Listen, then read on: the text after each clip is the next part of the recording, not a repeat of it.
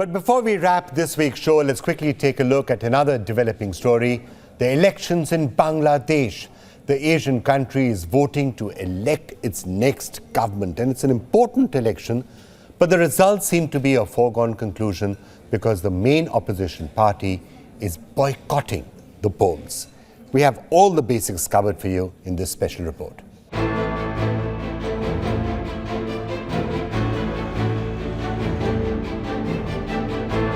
Bangladesh is holding general elections on the 7th of January. There are 350 seats in Bangladesh's parliament, the Jatiyo Sangshad. Only 300 members are elected and the remaining 50 seats are reserved for women. These women are nominated by the winning party or the winning coalition. This time, 1,896 candidates are vying for the 300 seats. 5.1% of these candidates are women, and this is a record high for Bangladesh. But this is not what is headlining the polls. The main opposition party, BNP or Bangladesh Nationalist Party, has boycotted the polls. BNP wanted incumbent Prime Minister Sheikh Hasina to resign and let a caretaker government oversee the election. Hasina refused and BNP put its foot down. Not all voters are happy with this situation. On the 5th of January, police arrested anti-election protesters outside a mosque in Dhaka. We are requesting everyone to boycott the election on January 7th. Nobody should go to a polling center. It is a rigged election. This is a country of 170 million people.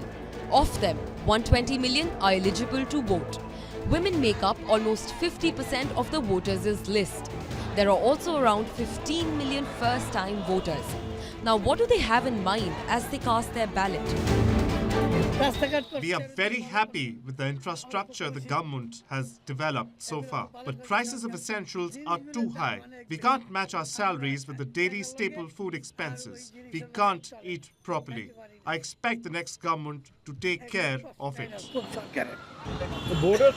What can I say about the elections? Whether or not I vote, Sheikh Hasina will come to power. Even if I don't vote, Sheikh Hasina will still come to power. The incumbent Prime Minister Sheikh Hasina is staring at an easy re-election. It will be her 4th straight term in office. Hasina has been in office since January 2009.